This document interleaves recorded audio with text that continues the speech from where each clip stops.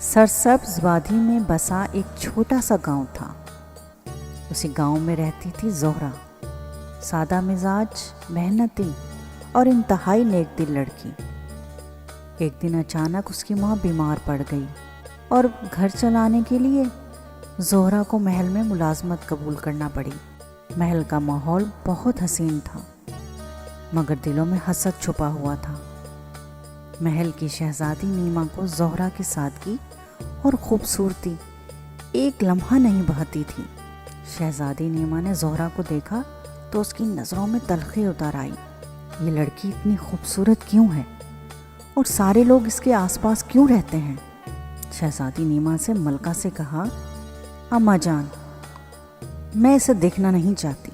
आप इसे मुश्किल तरीन काम दें ताकि एक दिन ये खुद ही महल छोड़कर चली जाए।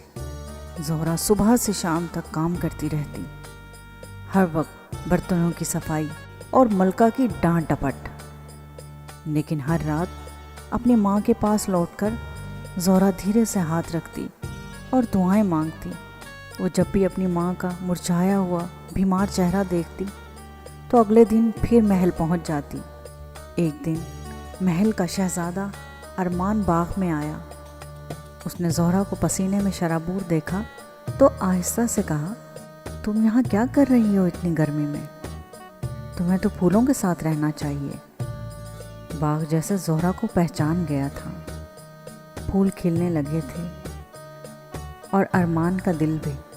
वो रोज़ कोई ना कोई बहाना बनाकर आ जाता, कभी फूलों को पानी देने के बहाने तो कभी पौधों को देखने के लिए। ज़ोहरा ने भी ये बात महसूस कर ली थी।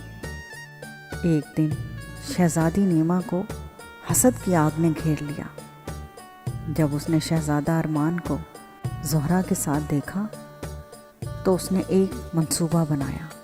एक रात जब सब सो गए तो शहजादी नीमा ने अपना कीमती हार लेकर चुपके से ज़ोहरा के संदूक में छुपा दिया और सुबह पूरे महल में हंगामा मचा दिया कि उसका एक कीमती हार चोरी हो गया है। हर तरफ अफरा तफरी थी।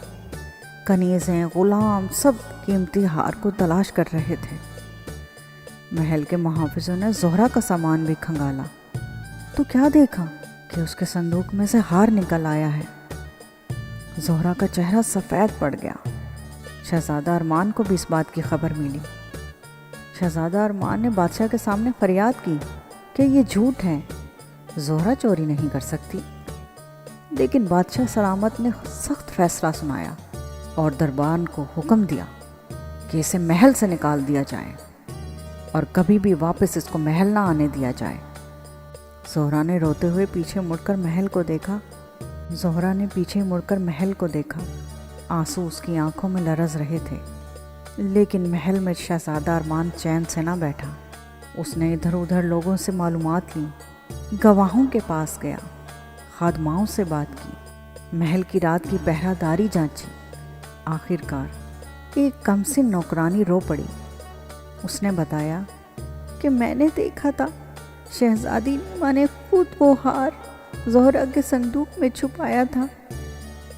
शहजादा अरमान के कदम तेज़ हो गए। उसने बादशाह के सामने तमाम सबूत रखे, गवाहों को पेश किया। शहजादी नीमा का गरूर टूट गया। मलका भी खामोश खड़ी थी। बादशाह ने सख्त लहजे में कहा, सच छुपाया गया, लेकिन अब और ज़्यादा नहीं, अब इंसाफ होगा और जिसने गलत किया है उसको सज़ा मिलेगी। शहजादे ने घोड़ा पकड़ा और दौड़ते दौड़ते गांव पहुंचा। ज़ोहरा घर के बाहर ही अपनी माँ का हाथ पकड़े हुए बैठी थी। उस चेहरे से बहुत कमज़ोर और बीमार नज़र आ रही थी। अरमान जैसे ही वहाँ पहुँचा तो उसने जाकर उसकी माँ के इस कदमों में बैठकर कहा, जो हुआ वो जुल्म था। मैं आपके कदमों में बैठा हूँ शर्मिंदा।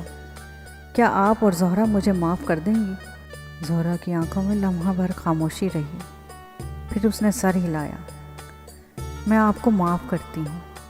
अरमान ने धीरे से कहा, मैं यहाँ सिर्फ माफ़ी लेने नहीं बल्कि तुम्हें अपनी ज़िंदगी में शामिल करने आया हूँ। महल में खूब जश्न मनाया गया। घोड़ों की टापें, घुंघरुओं की आवाज़, چراغوں کی قطاریں اور سب سے بڑھ کر بادشاہ کے الفاظ۔ جو لوگ دل سے سچے ہوتے ہیں بادشاہت انہیں خود قبول کر لیتی ہے۔ زہرا اور ارمان پھولوں کے جھرمٹ میں ایک دوسرے کے ہاتھ تھامے مسکرا رہے تھے۔ اب ماں کی طبیعت بھی بہت بہتر ہو گئی تھی اور وادی ایک بار پھر روشن ہو گئی تھی۔